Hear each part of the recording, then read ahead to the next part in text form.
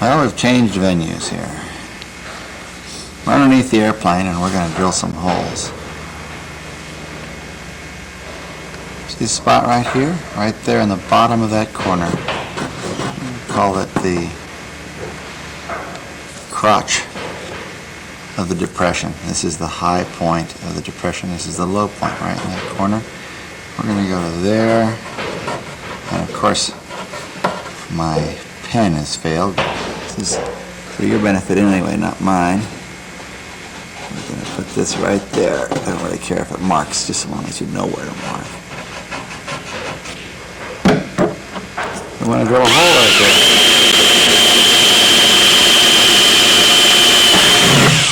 Same thing over here. Right there in that corner. Then we're going to do the same thing up here in the front.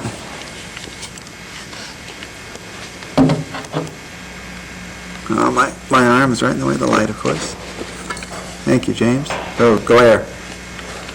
Great. From the backside.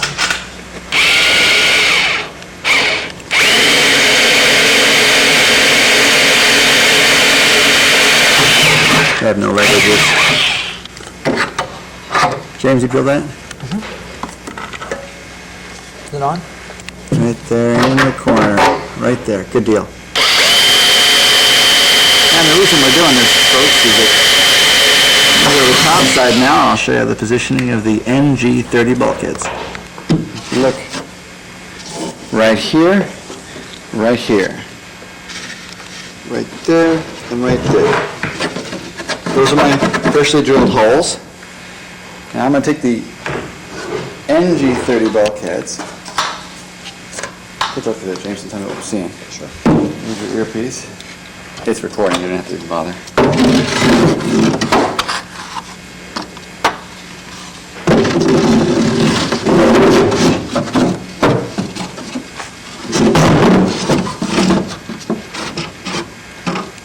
They're going to fall, those holes are going to fall just inside the edges. Are they visible, James? Just barely. I'm going to zoom in on one of them. Just the outside edges of each hole touches the inboard surfaces of the NG30. So now I know where they go. If you look up here in the front, you can see where I've got some core material I have to remove. Boneheads at the factory. Left this too long. This should have gone glass to glass here, just ahead of this and just outboard of each of these surfaces. Well, now that we've established this, I can go in here with a pen, and if there's any core material that extends underneath this, you remove the core material so you're glass to glass on the exterior skin. That is preparatory to nesting it down against the exterior skin and bonding it in place. Now we have an NG31 bulkhead up here to fit, and we'll do that all at the same time. Okay, what we're looking at here is just forward of the cutout. There's the hole right there that represents these two holes. They represent the inside surfaces of the MG30, so very, very near. You just make sure the MG30s are equidistant from each hole. And at the back here, there's the holes again, but we got one sensitive area that I need to be concerned with, and I'm going to grind away right about there. I'll be going to have to chew a little bit of that away and a little bit of this micro away to make sure it's not sitting on top of that. It's going to sit flush to these glass-to-glass surfaces. I'm going to sand this whole area an inch beyond what would be the thickness of the material beyond the hole. And so I'll be sanding up to here, and I'm sanding up to about here, and then I'm going to fit the MG31 bulkhead. I'm going to sand in the front face of the F10 bulkhead all the way up, sanding the whole face all the way up to the top of the NG30. And if you can see the sanding, the contrast here, we've sanded all up this edge. I'm going to sand a little further here, so I have a full inch of material on this side. I've got a line marked in here on the inside and outside edge. I'm centered at the back. And now I'm going to remove this whole thing. Thank you. Really see the lines.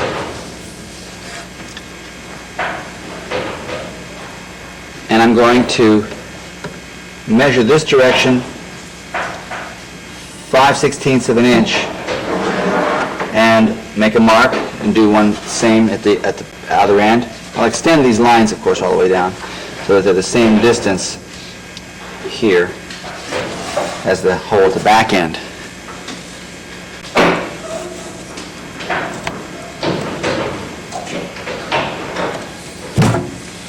Back here, I couldn't make the marks from inside, but I'll extend this to the same distance from this edge to the mark, this edge to the mark, and then I'll measure 5/16 of an inch over, make a mark, draw them, and that's when I'm going to cut this inside edge out. I only need about 1/4 of an inch of this lip, this direction, for the strut cover to sit on top of. Any more than that, it's completely superfluous. As little of as an eighth of an inch would be sufficient, but we don't want to cut it that close at this point. So I'll lay those lines up, mark them, and then cut them. Okay, here we go. You see that line right there? I know the viewfinder doesn't see it easily, but it is 1/4 of an inch from the inside surface of the NG30. I'm going to start this thing up. You don't have to watch it much, but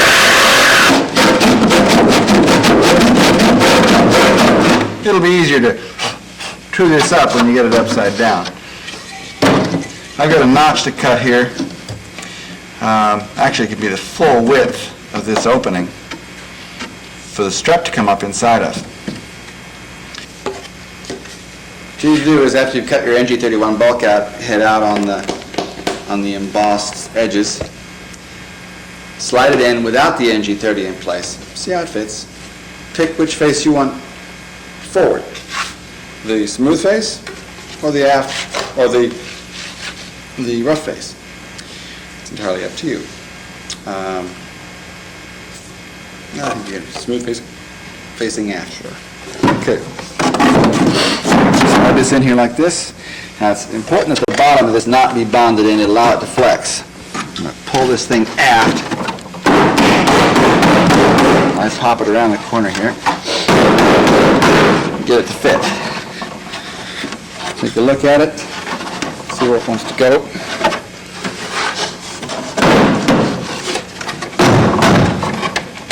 I think it's pretty close.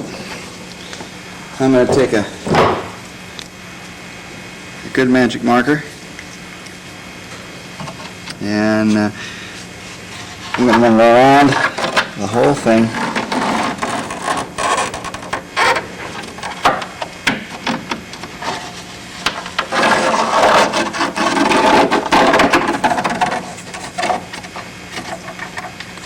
Now, I'm not going to do much of a cut here. I'm just going to do a light bevel.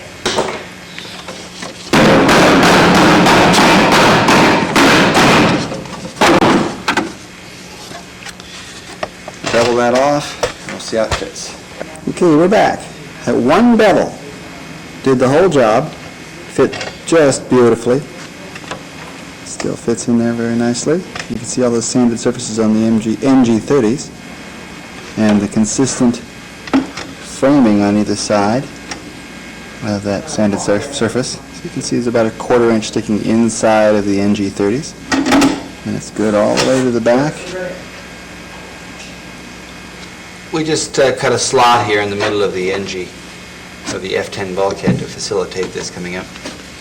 And as we showed you before, you can see here diagonally, we've got the NG31 bulkhead in place. The next thing we're going to do is pull all this stuff apart, sand the perimeter, sand these interfacing surfaces forward and aft of the NG31 bulkhead. We'll put a mark down the backside of this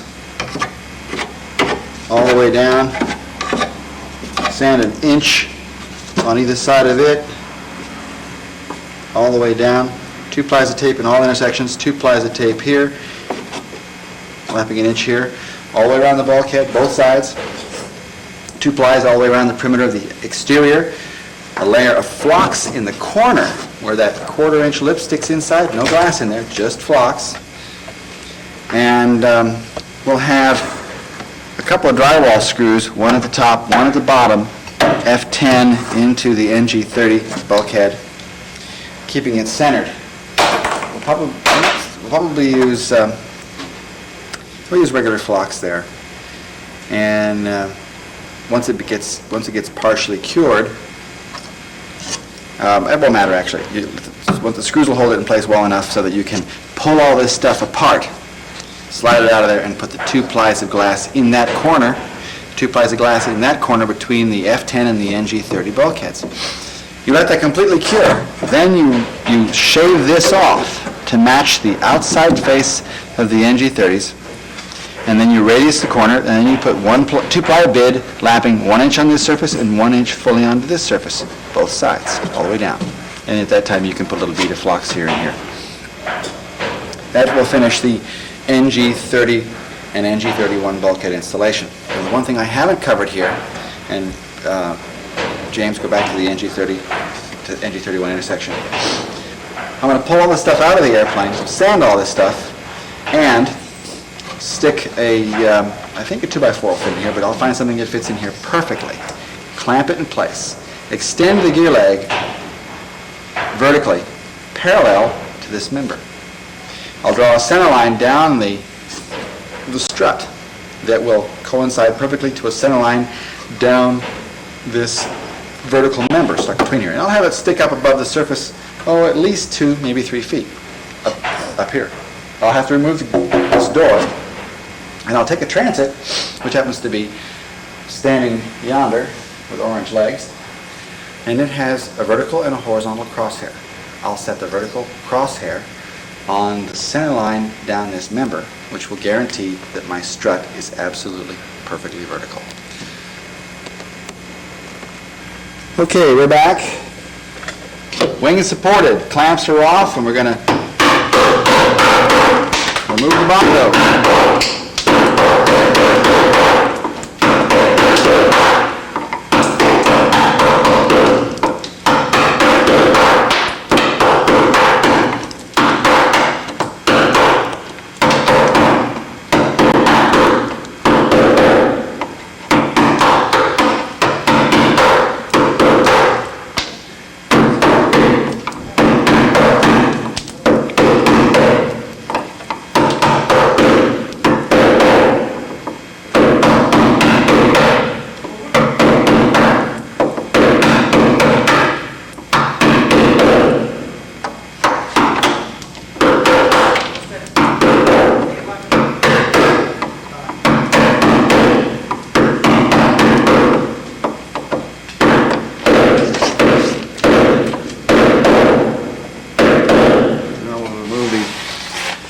Work like that on all 4 points. Remove the major portion of the bondo.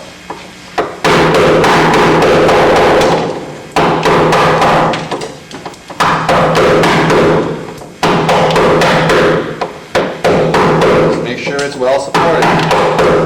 I don't want the ugly surprises here.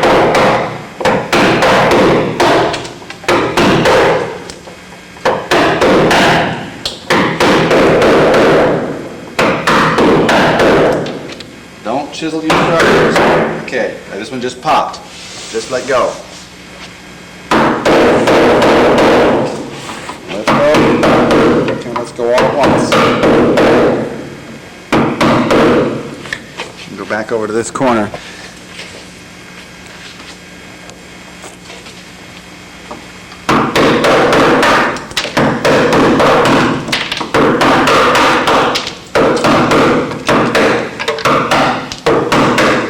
I'm not going to compress any of this for you because I want you to see what real time is like with this, so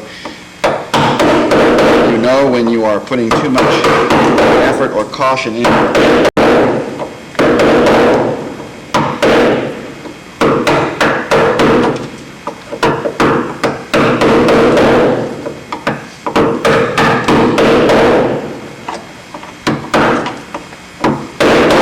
Bingo.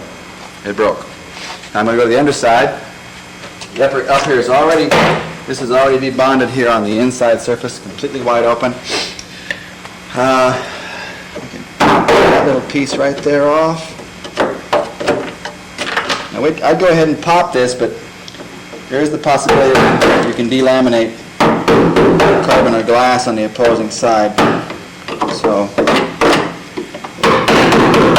we'll remove that stuff on the bottom. And the other 4 points are largely the same. Be back with you in just a moment. It's been about 1 minute since we last spoke to you, real time. James is going to slide his workmate there laterally, and I'm going to make room this end for him to move.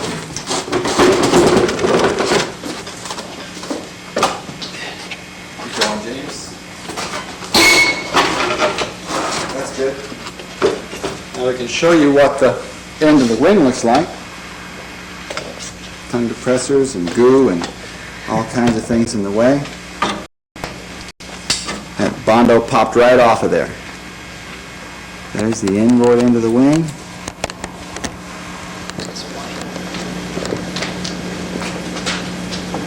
There's where the points came off. Bottom bolt position. More light there. Upper bolt position, you can see the print of the glass in the surfaces. You almost want to make sure you don't sand too much. There's a tongue depressor left in there. I'll go back to the other position now that we've got some more light. There we go.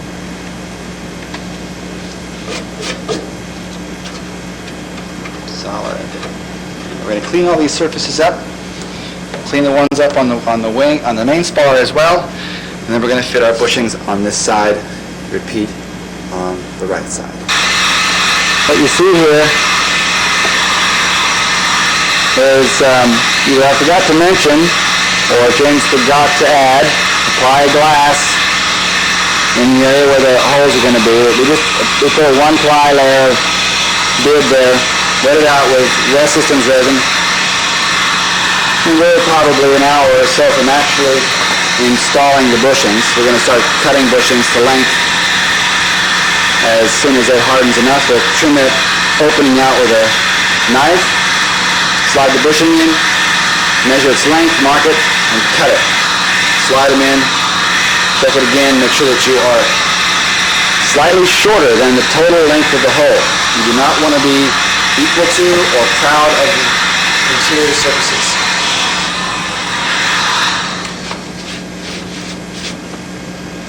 You want your bolt to be squeezing on laminate and plates, not on a bushing. What you're looking at here, sticking to the top hole, is an LWA9 bushing. Goes through the opening and just sticks beyond the inside about 1/8 of an inch. Now I'm going to come in here and mark this.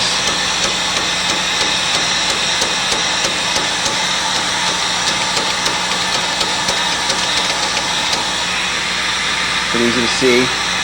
There's my line. Make sure I can see that.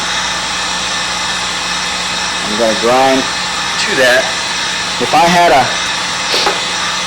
lathe, I'd chuck it up in the lathe and just cut that off. I'm going to remove the line plus a hair more to make sure that I am below this surface. Back with you to show you what that fit should look like as a close-up. With a little contrast, you'll be able to see it's just short of the opening all the way around. I'm going to reduce it just a little bit more to make sure that I'm clear of that, but I'm going to reproduce that on the wing and the main spar. 6 bushings per wing and spar. 12 bushings in total. And we'll show you how to bond these things up. Okay, shooting. You notice we don't have a way of getting inside here easily. I can climb into the fuselage and reach my arm into the spar. But actually, this is the easiest thing for me to do. I mark that like that. And that is the length of the bushing to the exterior. So I have just a little bit to remove.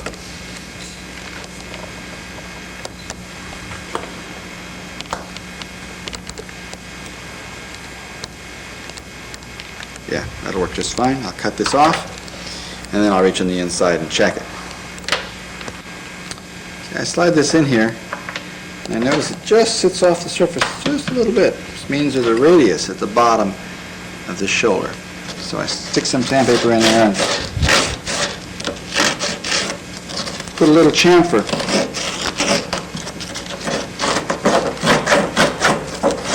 on the edge of the glass. You notice I've also sanded this area. I get a bond. Now I fit dead flush against the surface. This is also when you find out if you've been drilling perpendicular. If you didn't drill perpendicular, this flange isn't going to sit against the surface.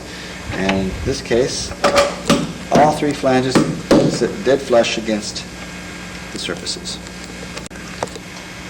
Now we're going to sand these bushings around the perimeter. You really don't need to sand anything on the inside of this because it's about as prepared as it's ever going to be. If you want to run a little bit of 80 grit in there, roll it around. You can. For those of you who are worrying about carbon fiber touching the barrel, just remember that as you were drilling this, you were pulling chips of aluminum through there, and that aluminum abrades the carbon fiber in those layers and pulls it away from the outside surfaces. You'll have an insulation of epoxy. It's very unlikely that you'll be touching. And the way this airplane is used, if it were touching carbon fiber, it would probably take 30 years before it would do any damage, and then it wouldn't be substantial enough to have need for correction.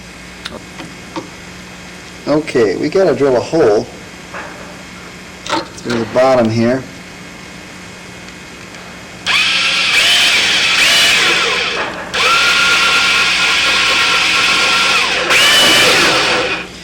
We're going into the backside of the backside right bottom of NG30. Now I'm going to run a drywall screw in here. Now I've just checked, and James is going to move the camera so you can see where I am.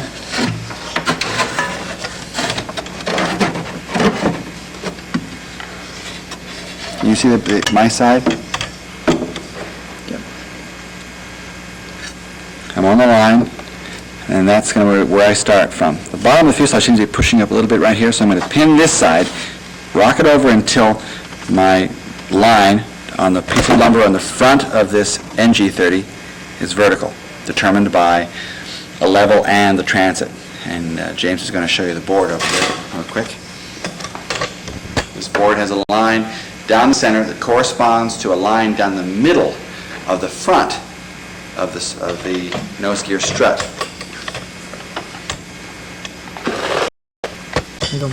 Go. This line right here. Glare. Got it. That parallels, it actually is dead centered in the middle of the front strut when it's extended. I'll verify that with a level and with transit. Can you see it? Yep. Okay, can you see that line right there? I'll zoom in, see if I can get it good. There it is. That line right there. You can't really see the hole, but I'm going to move this up to it like this. James is while I'm underneath the airplane. He's going to just make the line almost invisible, and I can see the hole I drilled earlier as a reference, and I know that I need to come, about 3/16 of an inch, my side of that hole. Hold that right there. Don't move. And I'll be able to run a drywall screw in it. Actually, I had a shadow down here.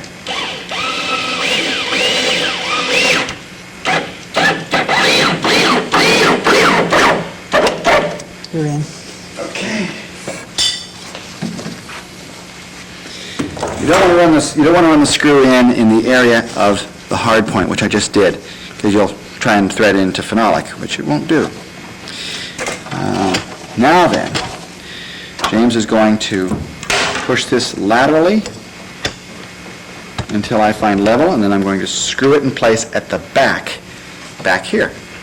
He's going to move it all over, and then I'm going to pin the back end down when it's in vertical. Now we're going to get the level. We got James looking at the level here. And now I want him to pan down before he zooms to a screw that I have sitting here at the front of NG31 bulkhead. Visible? And from my vantage point, I can see that it's going to go right into the forward face of the NG30 bulkhead. I'm going to run two of them.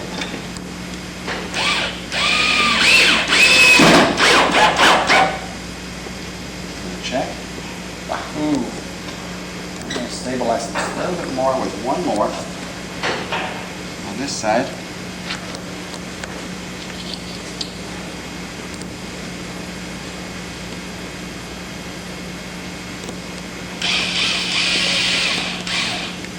Make sure everything is still on the line, on level.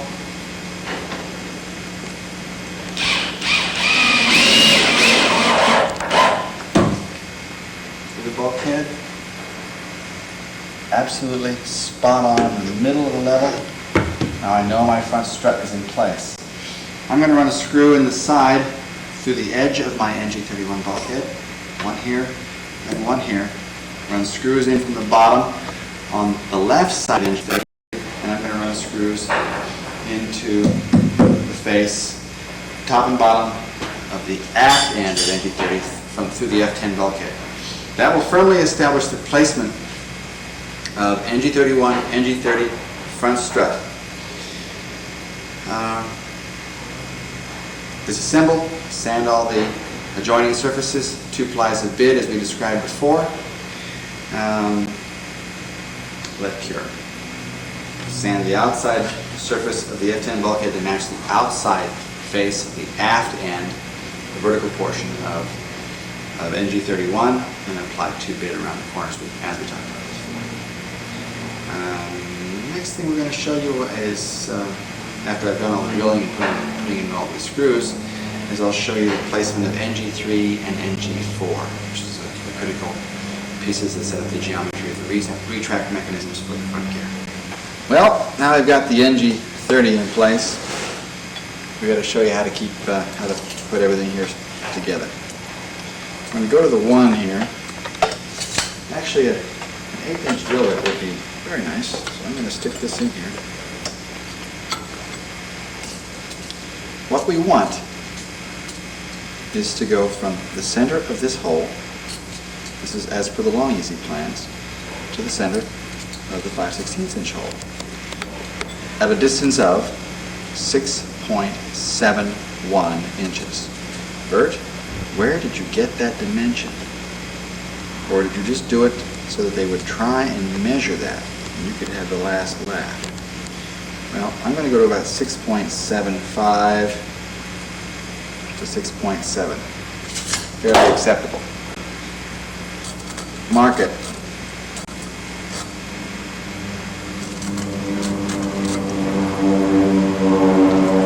That's where it's going to go. What you're going to do is you're going to sand away those marks.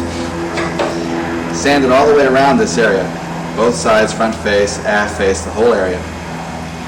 And we're going to trial fit some glass over here on the bias. I can still see the marks, they're about right here. Ooh, 1 ply is pretty close. Real close. Let's try 2 plies. That's likely to be a little tight. There's the mark. Still fits. 2 plies. And you'll install that with, you'll wet it out of course, and make it oversize. And then squish this thing on here on top of the glass. The glass will kind of pillow up around the edges, and you put little flocks on all the faces down here. And make sure that the glass does not exceed this edge. Because if it does, you won't get this mama in here. Because you're going to take this thing, stick it on the inside of this. The glass won't be in here, of course. You're going to be face to face. You're going to clamp it here, and you're going to clamp it here. And allow it to cure. And of course, you're going to go back, and you're going to recheck 6.71. From center to center. Now you can take a pair of calipers and work it out from here to this back face and just measure from that hole to the back face of this. I don't know what that dimension is. I should provide it. It's just a throw over from my original indoctrination. Actually, I should know what the center of this hole is to this edge. The castings are all the same, so you could just figure out what it is from center to this edge, center to this edge, and then just do the easy thing, measure from this face to here. I used to have those dimensions, they're hidden someplace.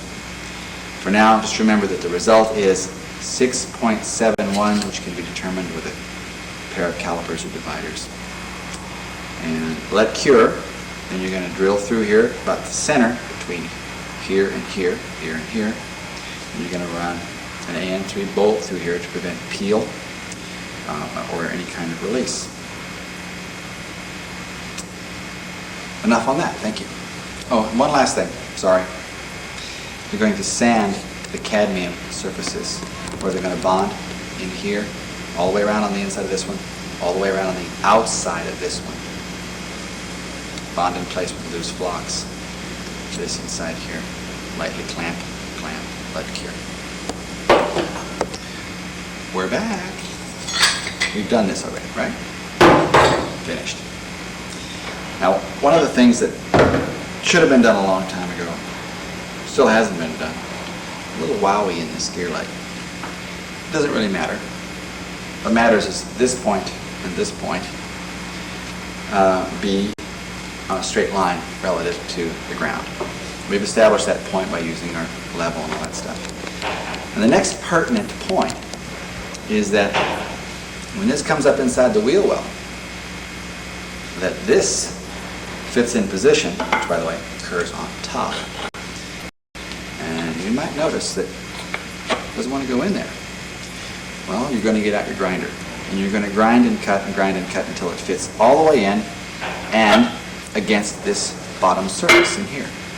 Going to nest all the way down. Then you're going to put your wheel on here, the bolt through here, snug it up, stick this back inside the airplane,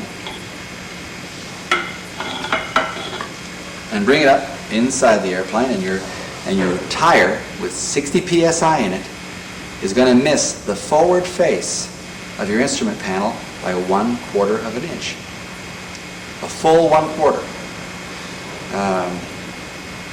That may mean trimming this off, shortening it, playing with it. But you remember how we potted this in place? We're going to do the same thing here.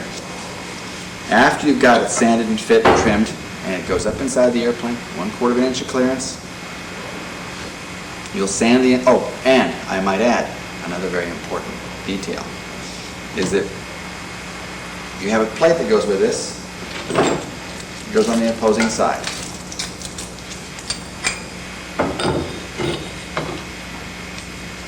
Plate goes on, and bolts go through. You want to make sure you run the bolts through it, tighten it up so it doesn't move. Bring the gear down until this pin is relatively vertical. Then what you're going to do is you're going to stick a shaft inside of this, something that fits relatively close. And you're going to check to see that it is absolutely vertical, left and right, not necessarily fore and aft.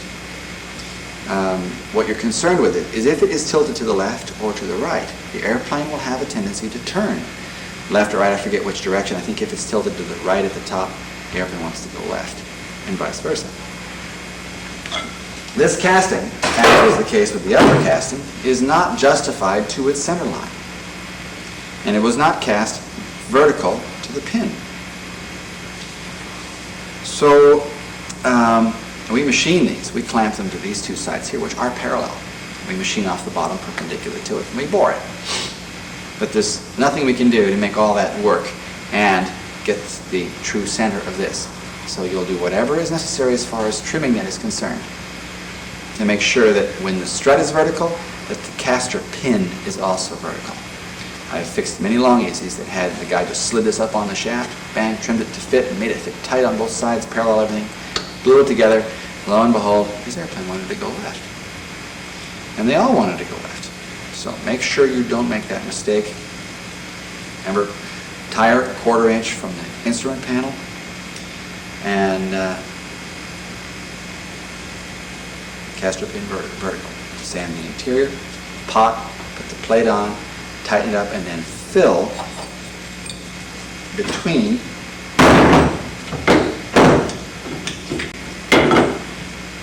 see this open space here. This is as close as it's going to get. This is nested all the way in. This open space here, you fill that with phlox all the way around the perimeter, as clean as you can make it. This is not the exterior of the aircraft. You end up putting spacer pieces of aluminum or phenolic in place, and then the door, when it closes up over top of this, closes against those spacer pieces of phenolic or aluminum, and that'll become more apparent to you when you get to that part of the process. Do not tighten these bolts until the phlox is cured. You're going to pot it in place, make it fit very well, put the bolts in, lightly snap so that it doesn't want to move. Then backfill with phlox, clean it, completely cure, and then you can tighten the nuts up to their final values. That's that on that subject. I don't know if you can see it clearly or not. The bushing is short of the surface by about 0.05, maybe 0.02. It's got to be short. Very important. Now we're going to sand the outside of the bushings, bond them in, put the bolts in with the appropriate washers for shim, let cure. Repeat on the right side. It's more easily seen here on the inboard bolt. If you have stuff here in the delaminated glass, as you can see it move, try and get that out, or remove the delaminated glass in the center area so that you won't have a tendency to sit on top of it. That's the fit. Okay, I've had some resin on here and I've made sure it's judiciously covered on the inside of the hole. I got a little bit on the outside. I got a little bit of phlox mixed with this stuff.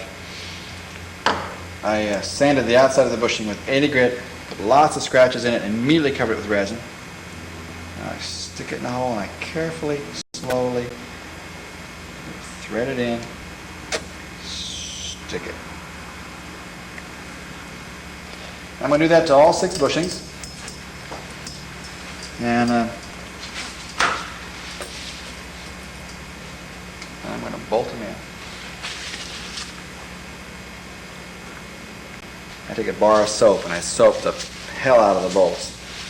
Make sure I don't get resin. If I get resin on them, they'll unthread and come out. I will probably run the bolt, this bolt, from the inside surface. I'm going to wax the washer as well, so that when I run it in from the inside, this washer probably isn't going to work because it's too big around. It's going to end up hitting the underside of the laminate. So I'll use an AN 960-816 washer. That'll make sure that the resin that squeezes out the backside doesn't end up getting in the way when you run your bolts in for actual in-use application. All right, we've got the bolts in place. These are hardware store. They happen to be fine thread. Doesn't make any difference.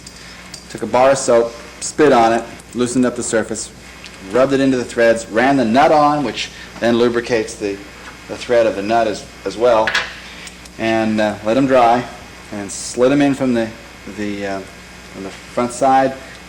James got inside the airplane, stuck the bolt through the hole while I held the bushing in place. There's washers on each one. And then he stuck a block of foam in there to prevent the bolt from pushing through and back. Now we've got to do a fit to make sure that the incidence is correct. We'll end up fitting washers in there, but we do have to do a trial fit on and then back off again to determine how many washers is necessary to get the incidence absolutely correct. The airplane is still leveled, hasn't been taken down, and we'll use that white level on the table. Well, we got one wing all bolted together. All 3 bolts are in place, firmed up tight. Crank it in tight. This one required 2 washers, and he is absolutely dead level.